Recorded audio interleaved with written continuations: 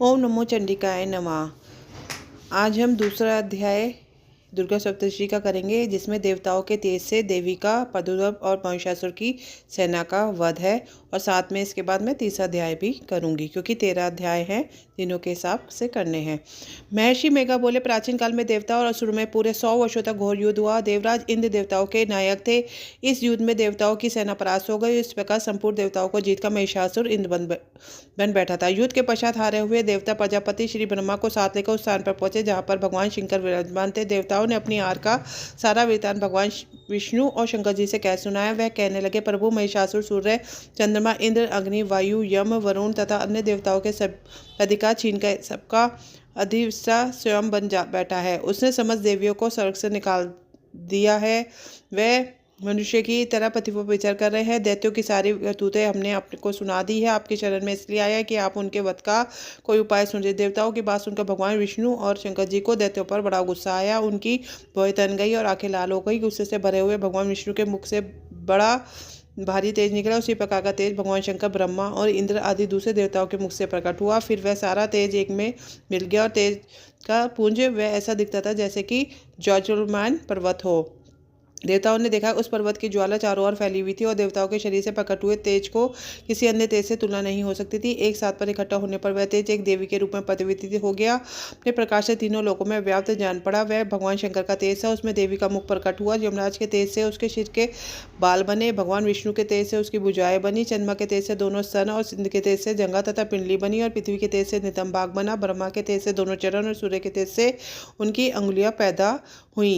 वसुओं के तेज से हाथों की अंगुलियां और के वर्ग के तेज से नासिका बनी। प्रजापति के तेज से उसके दांत, अग्नि के तेज से उसके नेत्र बने हैं। संध्या के तेज से उसकी भौहें, भाव के तेज से उसकी कान प्रकट हुए। इस प्रकार उस देवी का प्रादुर्भाव हुआ। महिषासुर से प्रावित देवता उस देवी को देखकर अत्यंत प्रसन्न हुए। भगवान शंकर ने अपने त्रिशूल में से एक त्रिशूल निकालकर उस देवी को दे दिया। भगवान विष्णु ने अपने चक्र में से एक चक्र निकालकर उस देवी को दे दिया। वरुण ने अपने चक्र में से एक चक्र निकालकर देवी को दे दिया।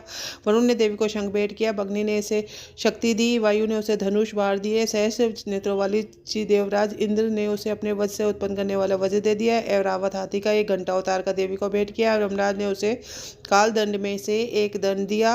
वरुण ने उसे पाश दिया। प्रजापति ने उस देवी को स्फटिक की माला दी और ब्रह्मा जी ने उसे कमल दिया। सूर्य ने देवी के समस्त रोमों में अपनी किरणों का तेज भर दिया। काल ने उसे चमकती हुई ढाल और तलवार दी और उज्ज्वल हार, दिव्य वस्त्र उसे भेंट किए। और इनके साथ ही उसने दिव्य चूड़ामणि दी। 2 कुंडल, कंकड़, उज्ज्वल अर्धसंत, बाहों के लिए बाजूबंद, चरणों के लिए नुपुर, गले के लिए सुंदर हंसली और उंगलियों के लिए रत्नों की बनी अंगूठियां उसे दे दी। विश्वकर्मा ने उसे प्रसाद दिया और उसके साथ ही कई प्रकार के अस और अमेध कवच दिए। और इसके अतिरिक्त उसने कभी ना कुम्हराने वाले सुंदर कमलों की मालाएं भेंट की। समुद्र ने सुंदर कमल का फूल भेंट किए। हिमालय ने सवारी के लिए सिंह, तरह तरह के रत्न देवी को भेंट किए। यक्षराज कुबेर ने मधु से भरा हुआ पात्र, शेषनाग ने उसे बहुमूल्य मणियों से विभूषित नागार भेंट किए।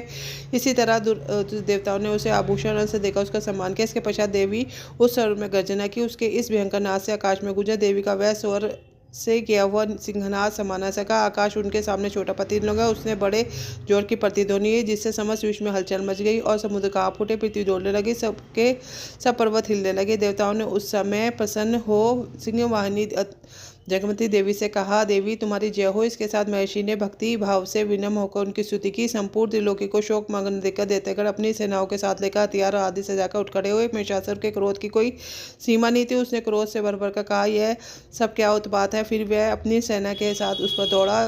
जिस और भयंकर नाद का शब्द सुनाई दिया था और आगे पहुंचकर उसे देवी को देखा, जो कि अपनी प्रभा से तीनों लोगों को प्रकाशित कर रही थी। उसके चरणों के पहाड़ से पृथ्वी दबी जा रही थी। माथे के मुकुट से आकाश में की रेखा बन रही थी। उसके धनुष के टंकोर से सब लोग क्षुब्ध हो रहे थे। देवी अपनी सहस्रों भुजाओं को संपूर्ण दिशाओं में फैलाए खड़ी थी। इसके पश्चात उसका दैत्यों के साथ युद्ध छिड़ गया। कई प्रकार के अस्त्र शस्त्र सबकी सब दिशाएं उदर्शित होने लगी। महिषासुर की सेना का सेनापति शिक्षुर नामक एक महान असुर था। वह आगे बढ़कर देवी के साथ युद्ध करने लगा। दूसरे दैत्यों की चतुरंगिनी सेना साथ लेकर चामर भी लड़ने लगा और 7,000 महारथियों को साथ लेकर उद्गव नामक महादैत्य आकर युद्ध करने लगा। महामधु नामक असुर 1 करोड़ हाथियों को लेकर युद्ध करने लगा।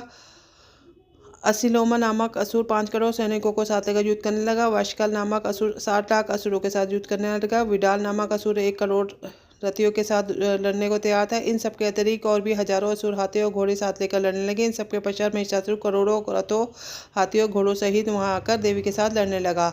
सभी असुर तोमर, बिंदीपाल, शक्ति, मुसर, खंडकों, फरसों, पट्टियों के साथ रणभूमि में देवी के साथ युद्ध करने लगे। कई शक्तियां फेंकने लगे, कोई अन्य शस्त्रादि इसके पश्चात सबके सब देते कई शक्तियां फेंकने लगे, कोई अन्य शस्त्रादि इसके पश्चात सबके सब देते अपनी अपनी तलवारें हाथों में लेकर देवी की ओर दौड़े, उसे मार डालने का उद्योग करने लगे। मगर देवी ने क्रोध में भड़का खेल ही खेल में उनके सब शस्त्रों को काट दिया। इसके पश्चात ऋषियों देवताओं ने देवी का की स्तुति आरंभ कर दी और वह पसंद होकर असुरों के शरीर पर शस्त्रों की वर्षा करती रही। देवी का वाहन भी क्रोध में भरकर दैत्य सेना में इस प्रकार विचरने लगा कि वन में दामन कर फैला रहा हो। युद्ध करती हुई देवी ने क्रोध में जितने श्वासों को छोड़ा, वह तुरंत ही सैकड़ों हजारों गणों के रूप में परिवर्तित हो गए। फरसे, बिंदीपाल, खड़ग तथा पतिश आदि असुरों के साथ दैत्यों से युद्ध करने लगे। देवी की शक्ति से बढ़े हुए गढ़ दैत्यों का नाश करते हुए ढोल, शंख व मृदंग आदि बजा रहे थे। तदनंतर देवी ने त्रिशूल, गदा, शक्ति, खड्ग इत्यादि से सहस्रों असुरों को मार डाला। कितनों को घंटों की भयंकर आवाज से ही यमलोक पहुंचा दिया, कितने ही असुरों को अपने पास से में बांधकर पृथ्वी पर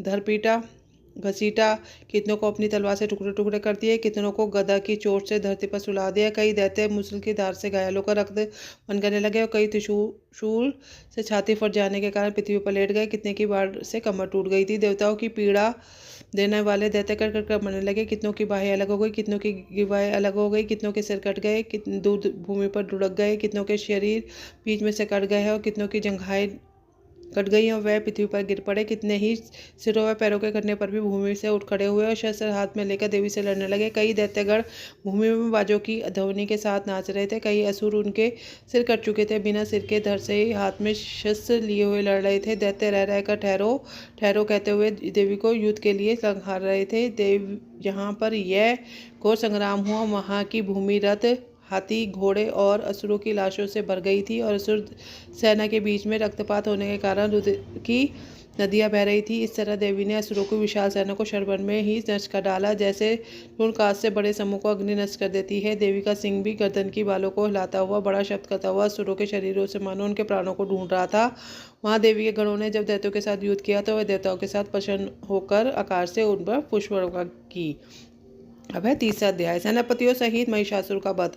महर्षि मेघ ने कहा, महिषासुर की सेना नष्ट होती देखकर उस सेना का सेनापति जिक्षुष क्रोध में बढ़ देवी के साथ युद्ध करने को आगे बढ़ा। वह देवी पर इस प्रकार बाणों की वर्षा करने लगा मानो सुमेरु पर्वत पानी की धार पर बरसा रहा हो। इस प्रकार देवी ने अपने बाणों से उसके बाणों को काट डाला, उसके घोड़ों व हाथी को मार दिया, साथ ही उसके धनुष और उसके अत्यंत ऊंची ध्वजा को भी काट कर नीचे गिरा दिया। उसका धनुष कट जाने के पश्चात उसके शरीर के अंगों को भी अपने बाणों से सीध दिया। धनुष, घोड़ों और सारथी के नष्ट हो जाने पर वह असुर ढाल और तलवार लेकर देवी की तरफ आया। उसने अपनी तीक्ष्ण धार वाली तलवार से देवी के सिंह व मस्तक पर प्रहार किया। बड़े वेग से देवी की बाई भुजा पर वार किया, किंतु देवी की बाई भुजा को छूते ही उस दैत्य की तलवार टूटकर दो टुकड़े हो गई। उस दैत्य ने क्रोध में भरकर शूल हाथ में ले लिया, उसे भद्रकाली देवी की ओर फेंका। देवी की ओर आता हुआ वह शूल आकाश में गिरते हुए सूर्य के समय प्रज्वलित हो गया। शूल को अपनी ओर आता देखा देवी ने शूल छोड़ा और महासुर के शूल के 100 टुकड़े कर दिए और साथ ही महाअसुर शूल के 100 टुकड़े कर दिए और साथ ही महासुर के प्राण भी हर लिए। शिवशूर के मरने पर देवताओं को दुख देने वाला चामर नामक दैत्य हाथी पर सवार होकर देवी से लड़ने के लिए आया। उसने आने के बाद साथ ही शक्ति से प्रहार किया, किंतु देवी ने अपनी हुंकार से उसे तोड़कर पृथ्वी पर डाल दिया। शक्ति को टूटा हुआ देखकर दैत्य ने क्रोध से लाल होकर शूल को चलाया, किंतु देवी ने उसको भी काट दिया। इतने में देवी का सिंह उछलकर व्यक्ति के मस्तक पर सवार हो गया, दैत्य के साथ बहुत देवी से युद्ध करने लगा। फिर वह दोनों लड़ते हुए हाथी पर से पृथ्वी पर आगे दोनों बड़े क्रोध से लड़ने लगे। फिर सिंह बड़े जोर से आकाश की ओर उछला, जब पृथ्वी की ओर से आया अपने पंजे को चामर के सिर से धड़ से अलग कर दिया कि उससे भरी हुई देवी ने शीला और वक्ष आदि की चोटों से उदगर को मार दिया। कराल को दांतों, मुक्कों और थप्पड़ों से चूर्ण कर डाला। क्रुद्ध हुई देवी ने गदा के प्रहार से उदगर को मार गिराया। बिंदीपाल से वाशकाल को बाणों से ताम्र तथा अंध को मौत के घाट उतार दिया। तीनों नेत्रों वाले परमेश्वरी ने त्रिशूल से उग्रामे और गुरवीय मानवीय नाग राक्षसों को मार गिराया। उसने अपनी तलवार से विडाल नामक दैत्य का सिर काट डाला, अपने बाणों से दुर्मुख राक्षसों को यमलोक पहुंचा दिया। इस प्रकार जब महिषासुर ने देखा कि देवी ने मेरी सेना को नष्ट कर दिया है, तो वह भैंसे का रूप धारण कर देवी के गणों को दुख करने लगा। उन गणों को कितने ही उसने मुख के प्रहार से, कितनों को खुरों से, कितनों के पूंछ से, कितनों को सिंगों से, बहुत को दौड़ने के वजह से अनेकों को सिंहासन से, कितनों को चक्कर देकर और कितनों को श्वास वायु के जोकों से पृथ्वी पर गिरा दिया। वह दैत्य इस प्रकार गरुड़ों की सेना को गिराकर देवी के सिंह को मारने के लिए दौड़ा। इस पर देवी को बड़ा गुस्सा आया। उधर दैत्य भी क्रोध में आकर धरती की क्रोध से खोदने लगा, सिंहों से पर्वत को उखाड़ उखाड़ कर धरती पर फेंकने लगा, मुख से शब्द करने लगा। महिषासुर के वेग से चक्कर देने के कारण पृथ्वी क्षुब्ध होकर फटने लगी। उसकी पूंछ से टकराकर समुद्र चारों ओर फैलने लगा। हिलते हुए सिंहों के आघात से मेघ खंड खंड हो गए। श्वास से आकाश में उड़ते हुए पर्वत फटने लगे। इस प्रकार क्रोध में भरे हुए राक्षस को देख चंडिका को भी क्रोध आ गया। उसे मारने के लिए क्रोध में भर गई।